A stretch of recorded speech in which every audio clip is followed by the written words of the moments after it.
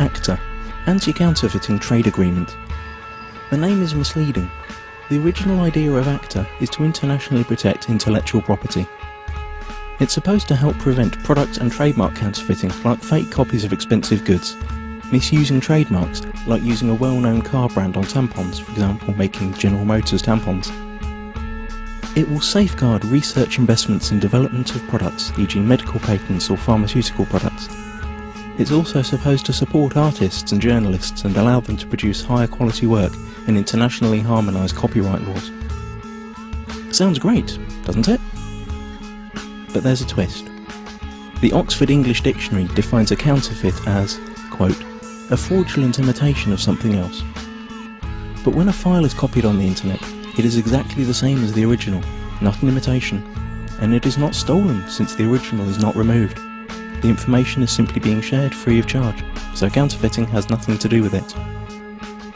Let us explain. Intellectual property is never really defined within ACTA. It could mean trademarks, or it could mean any idea or information which later could be copyrighted, restricted and criminalised.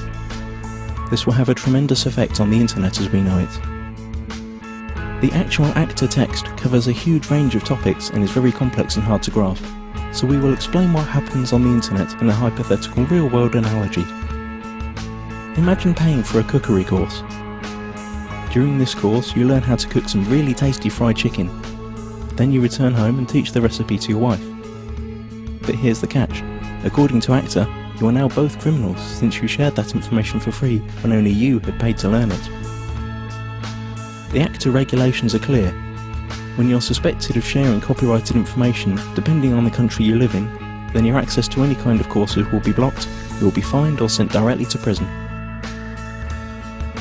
But surely no one would find out that you'd shared the knowledge of the secret fried chicken in private at home. And you're right. Under current law, no one would. But ACTA deals with this through excessive surveillance. All your communication will be monitored, and not only yours. Your family, your friends will all be observed, just in case. But you don't need privacy, civil rights or liberties, because you have nothing to hide, do you? Now that you know the principle, let's see how it will be applied on the internet when ACTA comes into effect. You can imagine your internet connection like a conveyor belt running in two directions. Along the conveyor belt, packets of data are coming in and going out of your computer. Under ACTA, ISPs, the company you pay for access to the internet, will be forced to open up and inspect every single data package you send or receive to look for copyrighted information. Send or receive copyrighted info several times and you could be disconnected from the internet or face criminal charges. That means if you send an MP3 to your friend through an instant messenger, upload a video of a party which played copyrighted music, or quote a copyrighted newspaper article in an email, you're gone. That's it. As if that wasn't enough, the information about the news article you sent via email will be sent to the publisher, and based on their claims you could be fined or sent to prison. ISPs will also be required to constantly check that no copyrighted material or links to copyrighted material are found anywhere on their servers.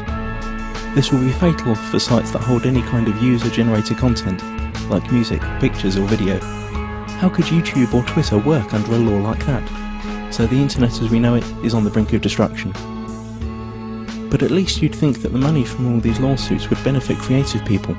But musicians, writers, movie makers, journalists, software developers and researchers also lose, because they are now held by the same rules. Protected ideas now can't be reused, refined or developed any further. Even parts of sentences could be protected and made restricted by copyright. The whole agreement only benefits a small part of the industry, the so-called content mafia.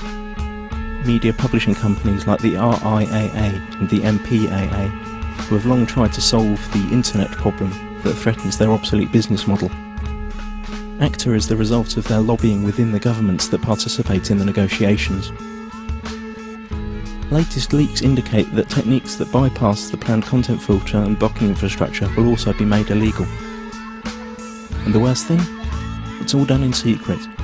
If you're European, it's even being done by people who haven't been elected by the public. You've already seen where this is heading on YouTube. Videos are unavailable in certain geographical areas. This obsessive copy protection is also a great tool for information suppression. Once all the internet filters and blocking techniques are in place, virtually all information tagged as copyright could be suppressed. Maybe your critical blog or Twitter account, or the video you made about rigged elections and environmental catastrophes, or even the pictures of your kittens. Okay, maybe not your kittens. Not unless you painted a Coca-Cola logo onto their fur. This all sounds unbelievable for everyone who's had even a small glimpse of how the net works. But remember, those who work on the agreement might not have any clue what the internet is about. And once the treaty is signed, their rules will have to be implemented.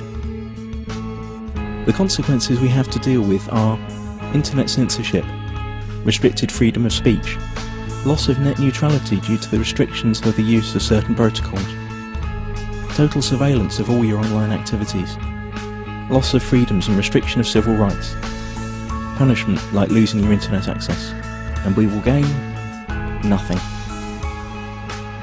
The time to act for the internet is now. Google ACTA. Load your tweets and photoshops, let it be known that no one messes with the internet, and take it to the streets. Stop the Kraken.